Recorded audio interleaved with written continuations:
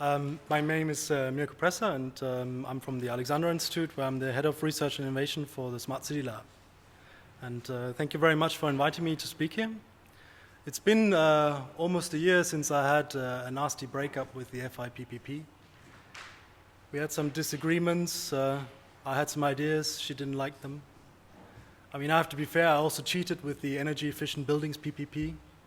So, but it's nice to be back, you know. It feels good, the warm embrace of the future internet private-public partnership. So my presentation today is about who builds smart cities. I mean, clearly we think that we are the people that are key to creating these smart cities. But I think it's worth exploring a little bit the topic, even though I might tell you some obvious things today. It's good to remind ourselves about them.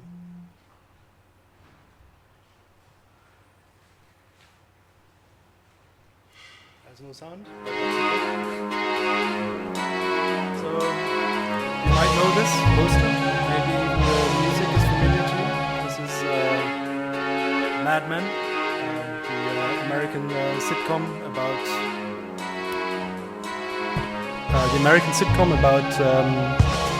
the advertising and marketing industry on Madison Avenue. And isn't Smart City just a branding and marketing stunt? You know, is there just a wallpaper that's 1 millimeter thick, and if you start peeling, you just see exactly the same city as you had before? Is it just that? Is it just a puff of air that tries to be refreshing? If we read Adam Greenfield's book, Against the Smart City, he concludes that it is just that. It's a hype of bloggers, the media, cities themselves branding themselves. But does it do justice to the 40 years plus that industry have created and designed IT systems and now ICT systems for cities, making transportation more efficient in cities, making water, electricity, sewage, heating available to citizens at a fairly well-balanced and quite efficient way? I mean, we can do it better, we know that. So, is it just marketing? Is it fair to the people that have worked there?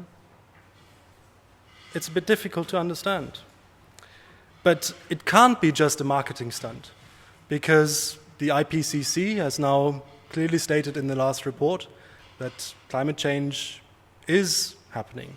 It's indisputable. And we know that the majority of people live in cities. Cities are the main cause for this climate change. We also know now that there's a heavy growth in the middle classes, in particular in Asia and South America. The Western world is actually shrinking on the middle class side. And what the middle class does, it consumes. So we need 50% more energy,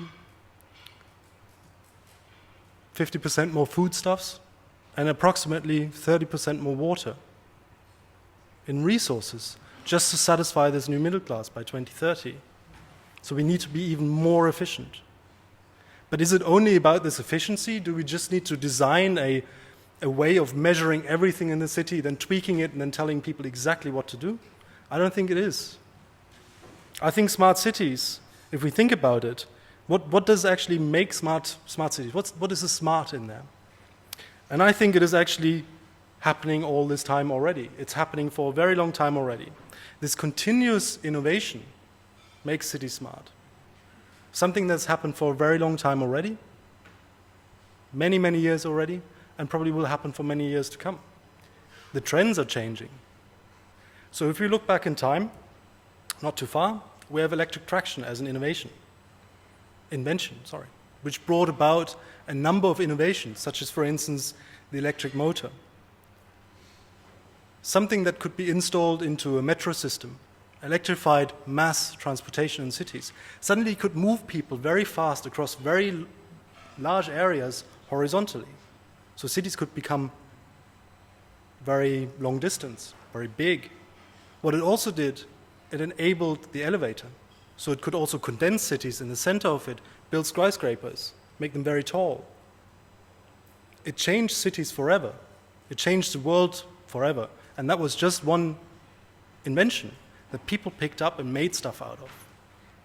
Now today, that core element is just a little bit different. It's the internet, the future internet, digitization everywhere if you read Adam Greenfield.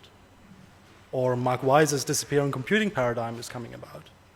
So this is the changing part.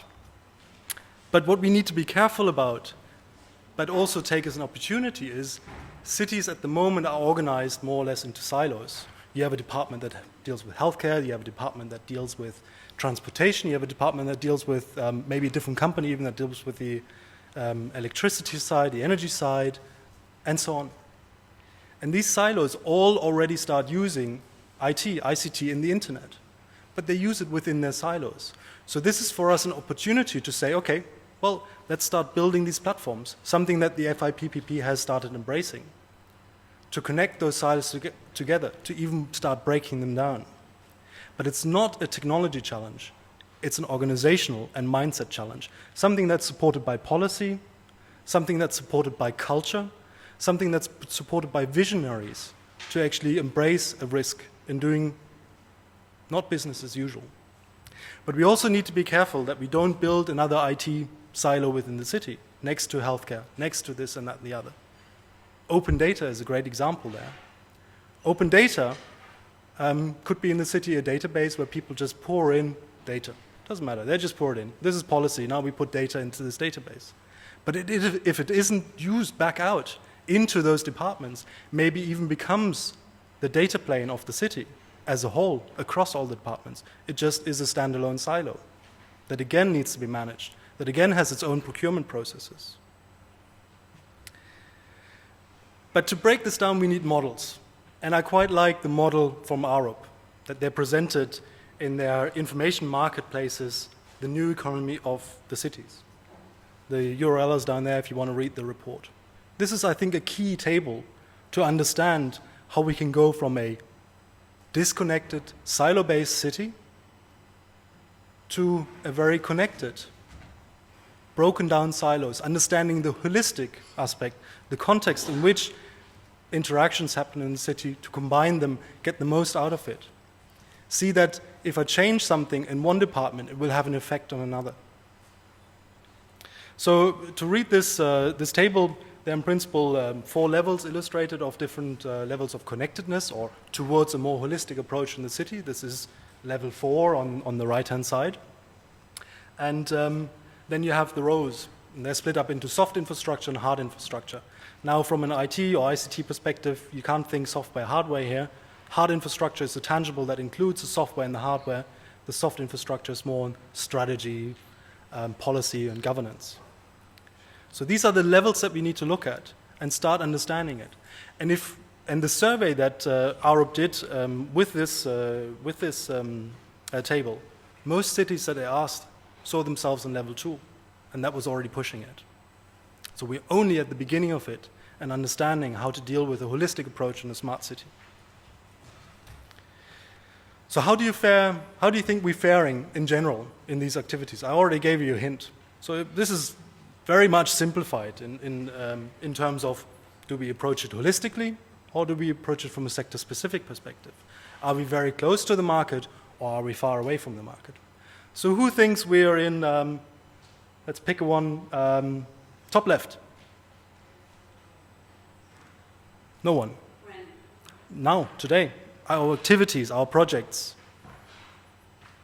Top right. No holistic approaches. Bottom right. Bottom left. Okay, I have 2 hands, 3 hands. So the rest is sleeping. Or you don't do any projects with smart cities. It's also a possibility. I didn't look at the speakers over there. From my assessment, it is there. This is where we are. Most of the time, we can't afford looking further down the line. Most of the time, cities aren't interested in looking further down the line. It is claustrophobic in some ways, because what happens is that we do not take opportunities when we redesign key elements of the city. The city of Copenhagen recently went through a tendering process of replacing much of their street lighting. They went through competitive dialogue, which was fantastic, wonderful. You could bring all these ideas into the tendering process. But the tender in essence was then, give me street lighting at the cheapest possible expense. You couldn't do any of the visions that were brought into it. You know, street lighting as anger management, I can kick those things. You know, it would be fantastic to have that as an application somehow. But it wasn't possible. So we need to think how we can actually change the mindset. And I think procurement is one of the key elements in that. So coming back to who builds smart cities. I made a very simplified version of the 4 actors that I can see in smart cities. There are more, I'm sure. But I just wanted to spend 2 hours at Copenhagen Airport while I was waiting for my flight, doing a short survey of asking 100 people who build smart cities. So this is not a very scientific way of doing research, but I thought it was quite entertaining and a good thing to do this before this presentation. So who's the winner? Industry, anyone? Citizens? Research? There are no hands, come on. Make some noise. Industry, come on. Industry. Okay, a few. Research. Do citizens build smart cities? Nobody? Well, a few people. Smart citizens. They're all smart. They're all smart. City Hall? Okay. So what I got from the 100 people, not very scientific, is this. Industry builds smart cities. This is what they thought. They knew Cisco and they knew IBM for whatever reason. Maybe people at the airport in ties, suits and ties is probably not the best thing to ask. But I said it was not very scientific. But it did surprise me that only 4% that said there were citizens. I mean, they should be at the key of this. They should be at the heart of this. And we shouldn't forget that. And this brings me then to my last slide and the conclusions that I would like to give you from my experiences and talking to many of you about who builds smart cities. I think industry is a key partner. We all are key partners. Citizens, research, City Hall, everybody. Industry has a responsibility. It has the responsibility of responsible and interoperable design. Industry is very fast in locking in the customer and then hiking the prices. Interoperability is not often something that is at the core of their products, but I think it's very important, and I think the FI-PPP does a fantastic job in driving that. Researchers have a responsibility of creating novelty. That's their business model. If they don't create novelty, they can't publish. But they need to create novelty in many different disciplines, not just technology disciplines, but also how to reorganize, how to organize a city, in business models, in ethics. The City Hall has probably the hardest work to do. They can't just go out and innovate on this. They have to implement it straight away as they do it. They don't test reorganizing the city. They do it while they roll it out. But they have to reorganize. They have to break down the silos or get an understanding of how to implement IT and ICT systems into the city. And I think this should start at the procurement process, understanding how to buy new systems, how to go out and tender it. If you go out with a tender, you have an issue because you never can have a small player responding to the tender because of all of those bureaucratic elements to respond to it. It's just not possible. You also don't have the trust relationship. Will the SME be dead in a year, 2 years, 3 years? So there are a lot of issues to be resolved there. And I think the Horizon 2020 program is actually to be applauded on this new SME tool and program to actually push some of those financing possibilities. And then, of course, the citizens. Co-creation processes are extremely important. We're very weak at that. We're not very good. We're not very patient with people that are not immensely interested in staying on top of technology, listening to us ramble on about the latest gadgets and latest protocols and possibilities. And then everyone. I think we shaped in the PPPs, in the FI-PPP, new partnerships. I made a lot of new people in this in these two and a bit years that I was in the FI-PPP. Interesting people that I like to interact with. Beforehand, I was hidden away in networks mainly, in an ICT domain that was so narrow, but still had 1,000 people in it. Now I'm embraced in a much broader community, which is very good. And the other part is markets. And I think Giorgio already discussed that a little bit, as well as Matthias. So, thank you very much.